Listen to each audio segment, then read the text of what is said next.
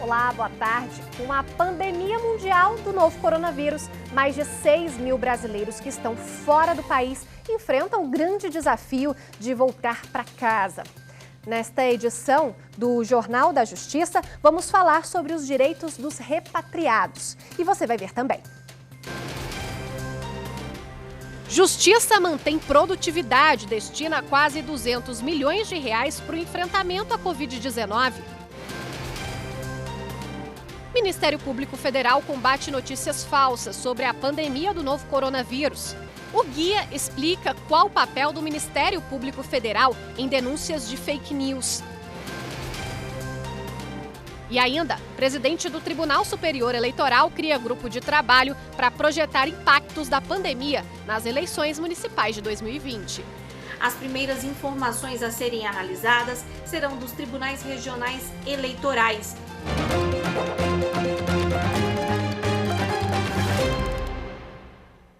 O Conselho Nacional de Justiça divulgou o levantamento semanal sobre a atuação do Judiciário durante a pandemia do coronavírus. Os dados indicam que a Justiça manteve a produtividade e ainda destinou quase 200 milhões de reais para combater a Covid-19 no Brasil.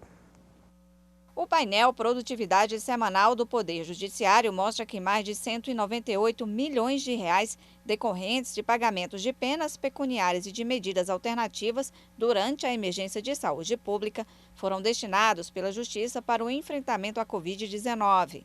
A aplicação dos recursos está prevista numa resolução do CNJ e o dinheiro deve ser usado na compra de leitos, medicamentos e equipamentos de proteção individual para os profissionais da saúde. A maior parte dos recursos veio de decisões do Tribunal Regional do Trabalho da Terceira Região em Minas Gerais, 111 milhões de reais. Os tribunais do Paraná e Santa Catarina disponibilizaram 70 milhões de reais e a Justiça Federal cerca de 17 milhões. Todas essas decisões que garantiam esse dinheiro foram tomadas durante o trabalho remoto de magistrados e servidores.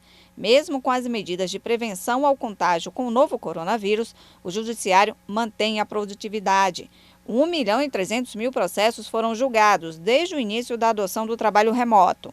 Somente na última semana, quase 500 mil decisões foram tomadas por juízes e magistrados.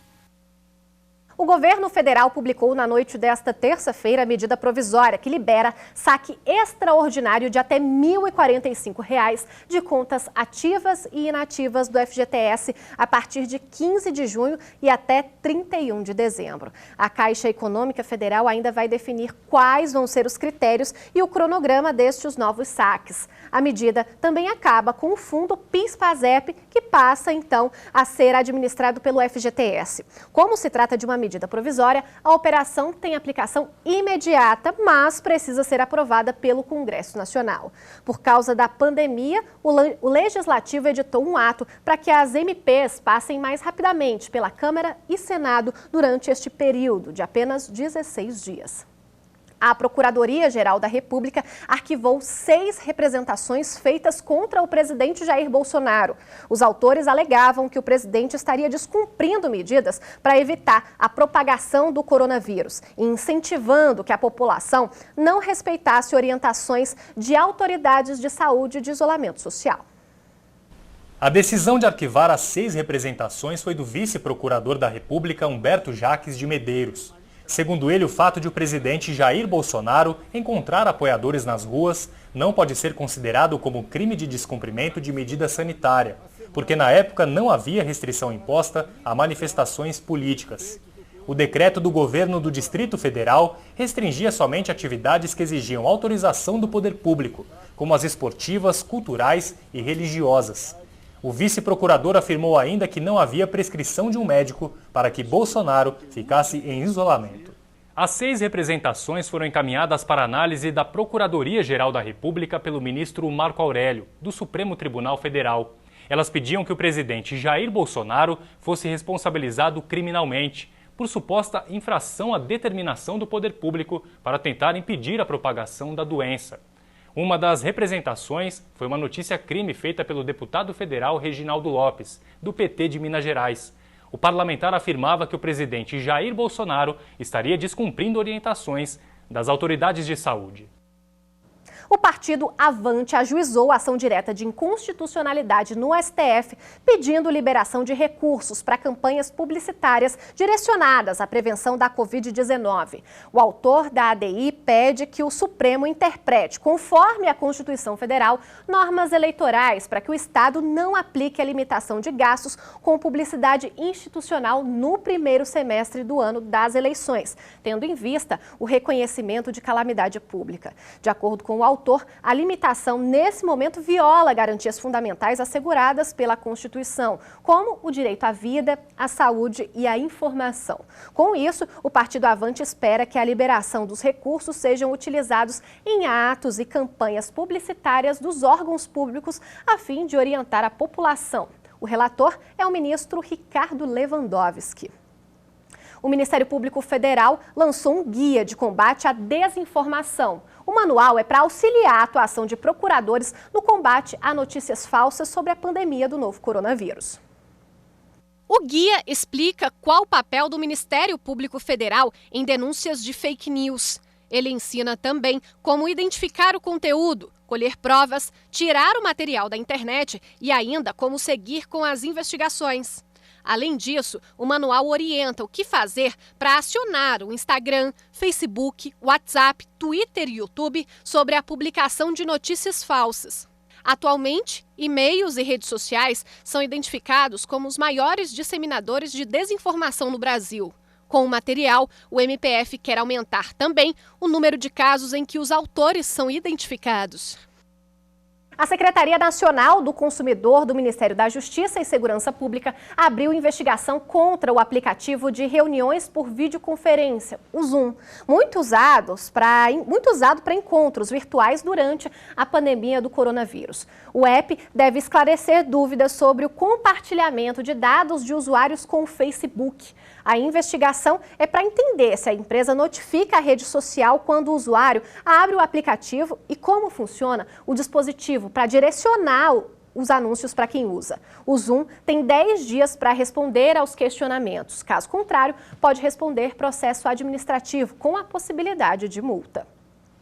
Neste período de combate ao coronavírus, o Ministério Público do Distrito Federal e Territórios assinou um acordo com a Secretaria de Saúde da capital do país para ter acesso às informações de compras de equipamentos de proteção individual para os profissionais de saúde. O Ministério Público do Distrito Federal, por intermédio da Promotoria de Defesa da Saúde, tem feito um intenso trabalho nesse momento de combate à pandemia do coronavírus. Um desses trabalhos tem sido a possibilidade de celebração de um termo de cooperação com o Distrito Federal para acesso aos dados e bancos de dados da Secretaria de Saúde, para efeito de permitir ao Ministério Público conhecer as informações que a Secretaria de Saúde tem, o que vai permitir a nós um maior controle das ações e serviços de saúde e bem como, na medida do possível, fazer sugestões na gestão da Secretaria de Saúde. No âmbito do Distrito Federal, o Ministério Público, por intermédio de sua força-tarefa, entrou com uma ação e o Judiciário deferiu a medida liminar determinando o Distrito Federal que faça a devida publicação e transparência de todas as compras efetuadas para o combate à pandemia. Nesse momento, o Ministério Público do Distrito Federal e Territórios requisitou à Secretaria de Saúde informações que devem ser fornecidas a respeito do estoque e de todas as informações necessárias sobre equipamentos de proteção individual. É importante que se diga à sociedade que o Ministério Público do Distrito Federal e Territórios está atento a todas as ações e serviços que sejam necessários para servir a população nesse momento de combate ao coronavírus.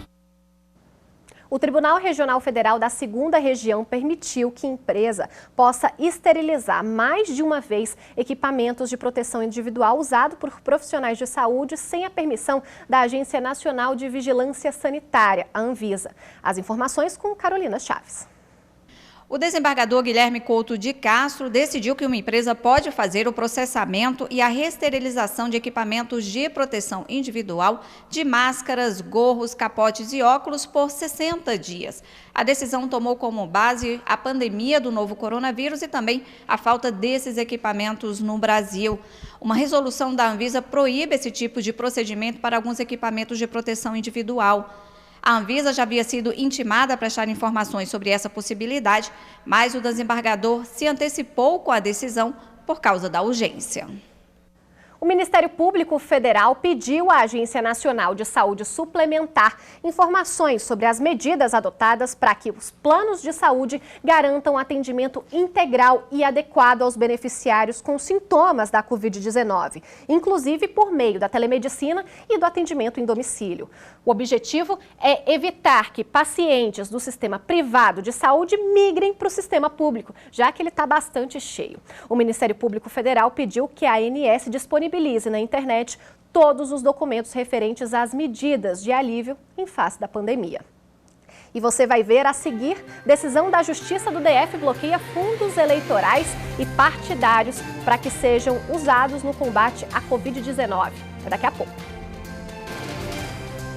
A justiça, no meu modo de entender, é o meio pelo qual dirime os direitos e deveres da sociedade perante os conflitos, a conciliação.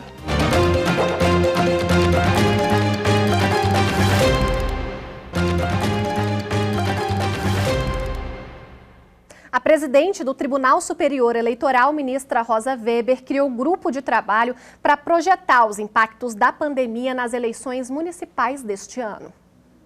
A portaria que institui o grupo de trabalho foi publicada pela presidente do Tribunal Superior Eleitoral, ministra Rosa Weber. A ideia é reunir dados e estudar as atuais condições com a pandemia da Covid-19 para realizar o pleito municipal em outubro deste ano.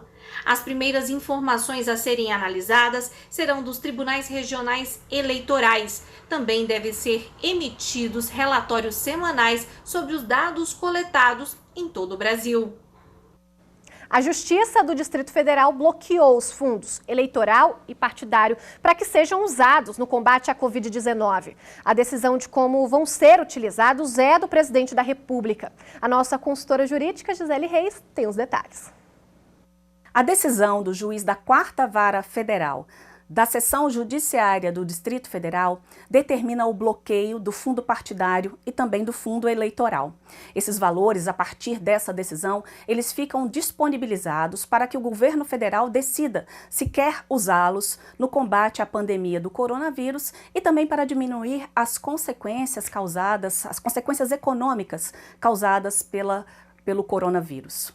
O juiz destacou em sua decisão a crise que tem sido vivida pelo país. A pandemia, ela não só afeta a população toda brasileira, mas também acaba gerando um forte impacto na economia. Pessoas estão perdendo empregos em massa, vários comércios estão sem funcionar por conta das questões impostas de distanciamento social, e tudo isso pode ser amenizado com a utilização desses fundos.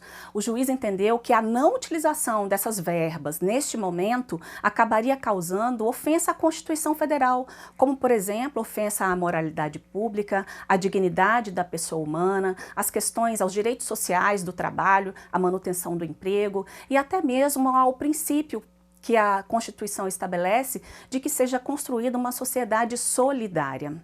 Bom, de acordo com a decisão do juiz, esses valores, então, eles não ficarão à disposição do Tribunal Superior Eleitoral. Não haverá transferência do Tesouro Nacional para o TSE e é o governo federal que vai analisar se vai usá-lo ou não. Fica a critério do presidente da República decidir sobre o uso efetivo dessas verbas. O fundo partidário, para você ter ideia, é um fundo especial de financiamento ao partido político. Ele é importante para que os partidos políticos tenham autonomia financeira. O Tribunal Superior Eleitoral, toda vez que um partido está devidamente registrado no TSE e tem suas contas aprovadas, ele tem, portanto, acesso a esse fundo, que atualmente é em torno de R$1 bilhão. O fundo eleitoral, por sua vez, ele é um fundo de financiamento de campanhas eleitorais. Praticamente é o principal fundo para que os partidos se utilizem no financiamento de suas campanhas eleitorais. Esse fundo foi aprovado para 2020 em 2 bilhões de reais. Aeroportos restritos, fronteiras fechadas. Essa é a nova realidade do mundo com a pandemia do novo coronavírus. Voltar para casa tem sido um grande desafio para brasileiros que estão fora do país. Eucilene é uma dos 24 brasileiros que estão em Lisboa há 3 semanas sem ter como voltar para casa. A maquiadora aguarda que a Embaixada do Brasil em Portugal providencie um voo para o grupo, já que todas as companhias aéreas cancelaram viagens internacionais por causa da pandemia do novo coronavírus. A gente está passando por dificuldades financeiras, porque a gente faz uma programação até a data do seu voo e não esperava essa situação. O consulado não deu ainda nenhum retorno quando a gente vai viajar. Tem muita gente que está em situação aqui de risco, não tem dinheiro para nada. Todos estão hospedados em um albergue. Dona Ivone, de 70 anos, também aguarda o retorno ao Brasil. Estou preocupada. Quero pedir, pelo amor de Deus, que tome providências para todos que estão fora do Brasil, principalmente eu que tenho meu médico para ir breve. 24 também é o número de brasileiros na Arábia Saudita que tentam ser repatriados. Rafael é o único turista da lista. O Ministério das Relações Exteriores prometeu um voo a eles, mas não disse quando. A gente recebeu uma notícia de que o Brasil está negociando um voo comercial e que quem quiser voltar para o Brasil nesse voo deve enviar um e-mail para a embaixada, comunicando o interesse em voltar e tal. E eu já fiz isso, mas por enquanto não temos informação de quando será ou de quanto será esse voo, né? Quanto teremos que pagar. De acordo com o último levantamento do Itamaraty, mais de 6.500 brasileiros esperam para voltar para casa. Eles estão divididos em 80 países. Até agora, 8.600 pessoas já retornaram ao Brasil com a ajuda do governo, desde que foi decretada a pandemia mundial da Covid-19. Vítor está entre os que conseguiram voltar ao país. Ele estava no Equador a passeio. No aeroporto de Quito, enfrentou restrições por parte das autoridades. Ele contou as dificuldades que teve para conseguir ser repatriado. Desde o primeiro momento que a gente entrou em contato com a Embaixada Brasileira lá no Equador, a gente recebeu um retorno e eles pareciam sempre muito cordiais e prestativos. Mas a resposta definitiva de quando a gente iria voltar demorou bastante tempo para acontecer. E houve alguns hiatos em que a comunicação não foi bem feita, e isso deixava a gente, obviamente, um pouco mais estressado, um pouco mais tenso do que o normal. Como vimos na reportagem, com as fronteiras fechadas, mais de 6.000 brasileiros divididos em 80 países esperam para voltar para casa. Quais são os direitos deles? O que deve ser feito para serem repatriados? Quais são os deveres do governo brasileiro com essas pessoas? Quem responde é a especialista em direito internacional, Carolina Claro. O que o governo brasileiro pode fazer nesses casos, por meio do seu consulado, por meio das suas embaixadas, é prestar apoio técnico, administrativo, logístico e jurídico, se for o caso. Mas a obrigatoriedade de despesas, obrigatoriedade de arcar com os custos de repatriação, de estada, como hospedagem, alimentação, vão ser feitos pelo próprio nacional que está no exterior. A obrigatoriedade do Brasil é prestar assistência, é ajudar, é auxiliar, é orientar, mas não de pagar todas as despesas do nacional brasileiro no exterior. A assistência consular vai ser administrativa, tanto para emissão de documentos, como documentos de viagem, por exemplo, e pode ser jurídica também, caso haja necessidade. Mas é importante ressaltar que o governo brasileiro vai atuar em prol dos seus nacionais no exterior, nos limites da sua capacidade de pessoal e capacidade financeira, lembrando que em alguns países a quantidade de brasileiros é maior do que é possível o consulado ou a embaixada atuarem de forma mais dinâmica e para tentar resolver uma situação como essa de retorno dos brasileiros para o país, numa situação de pandemia, numa situação em que alguns países têm fechado o seu espaço aéreo e têm impedido, inclusive, os voos de ir e vir justamente para tentar evitar disseminar ainda mais o surto desse vírus. Não existe obrigatoriedade do Brasil enviar aviões da FAB para repatriar os brasileiros. Mas claro que por motivos de opinião pública, por motivos de solidariedade, enfim, essa situação pode ocorrer, como ocorreu no início da pandemia, como ocorreu em outras situações e como, enfim, ocorre às vezes rotineiramente em situações bastante específicas. Mas de toda forma é importante ressaltar que mesmo que haja o transporte com avião do governo brasileiro, caso conste despesa que o governo teve com brasileiros que estão no exterior, essas pessoas eventualmente vão ter que ressarcir o erário nacional, sob pena, por exemplo, de não conseguirem tirar um passaporte até que essas despesas sejam ressarcidas. Então é importante lembrar que a obrigatoriedade é sim da assistência consular, mas não do governo em pagar as despesas que as pessoas brasileiras têm no exterior. O brasileiro ou a brasileira que está no exterior e tenha contratado antes de viajar um seguro de viagem e não conseguir por algum motivo fazer uso desses serviços, também pode ser orientado pelo consulado, pela embaixada, como proceder. Eventualmente, esses brasileiros e essas brasileiras também vão poder ter auxílio jurídico do consulado, da embaixada. Mas no primeiro momento, a assistência consular vai ser mais no aspecto técnico, no aspecto de como proceder para um atendimento emergencial, um atendimento de saúde no exterior. E você vai ver a seguir, Justiça Paulista reduz aluguel de restaurante para evitar prejuízos por causa da pandemia. Eu acho que justiça é você dar o que merece, sabe, fazer o bem a quem merece. Acho que é mais ou menos isso.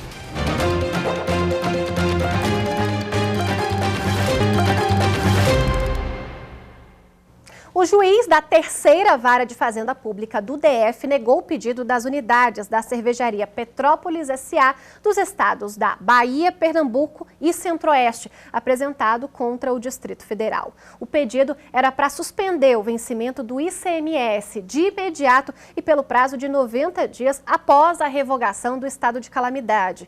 As unidades da cervejaria também solicitaram que fosse afastada a cobrança de multas e juros por igual período em caso de eventual não pagamento da obrigação. Na análise do caso, o magistrado pontuou que a administração pública, de fato, limitou o desempenho de várias atividades empresariais, com o objetivo de conter a disseminação do novo coronavírus, mas ressaltou que as empresas teriam que apresentar de forma concreta os impactos da crise econômica decorrente da pandemia na atividade empresarial, não podendo apenas deduzir, ainda cabe recurso da decisão. A 22ª Vara de São Paulo reduziu o valor do aluguel pago por um restaurante por causa da pandemia do coronavírus. As informações com Viviane Novaes. O comerciante alegou que o rendimento caiu por causa da pandemia de coronavírus. O juiz Fernando Henrique de Oliveira Biolcati determinou que o restaurante pague 30% do valor do aluguel ao proprietário enquanto durar a crise sanitária. Na decisão, ele citou o decreto estadual que regulamentou a quarentena em São Paulo e que proibiu o atendimento presencial nos restaurantes. Ele também afirmou que a redução do aluguel é necessária para manter a saúde financeira do estabelecimento, sem prejudicar os proprietários do imóvel que vão continuar com uma fonte de renda durante a pandemia. O Ministério Público Federal enviou ofícios à Federação Brasileira dos Bancos e ao Banco Central com sugestões para minimizar as aglomerações em filas nos estabelecimentos bancários. A preocupação é que a redução do horário de atendimento das agências em razão da pandemia contribua para uma maior concentração de pessoas nas filas. O Ministério Público Federal sugere que as agências bancárias e lotéricas adotem medidas em âmbito nacional para que elas possam colocar um funcionário com equipamento de proteção individual adequado do lado de fora dos estabelecimentos, pelo menos 1 hora antes da abertura, para ordenar a fila e distribuir senhas. Caso necessário, o Ministério Público ainda recomenda aos bancos utilizarem a força de segurança para ordenar as filas. O Tribunal Regional do Trabalho da 2ª Região suspendeu decisão que obrigava o iFood a pagar entregadores afastados por causa da Covid-19. A desembargadora plantonista Doris Ribeiro Torres Prina, do Tribunal Regional do Trabalho da 2ª Região, concedeu uma liminar suspendendo os efeitos de uma ação civil pública que obrigou o aplicativo iFood a garantir uma assistência financeira aos entregadores que forem obrigados a deixarem o trabalho em razão de contaminação pela Covid-19. Em decisão da primeira instância, a empresa foi obrigada a pagar pelo menos um salário mínimo aos entregadores que forem contaminados ou que fizerem parte do grupo de risco da doença. De acordo com o entendimento da desembargadora, o aplicativo não pode ser considerado um empregador por se tratar de uma atividade compartilhada, não cabendo a aplicação dos mesmos parâmetros que cabem às empresas tradicionais. Conforme a decisão, os entregadores são, na verdade, usuários da plataforma, cabendo a eles a livre inscrição. E o Jornal da Justiça fica por aqui. Eu volto daqui a pouquinho com o programa especial Coronavírus. Continue com a gente. Até lá.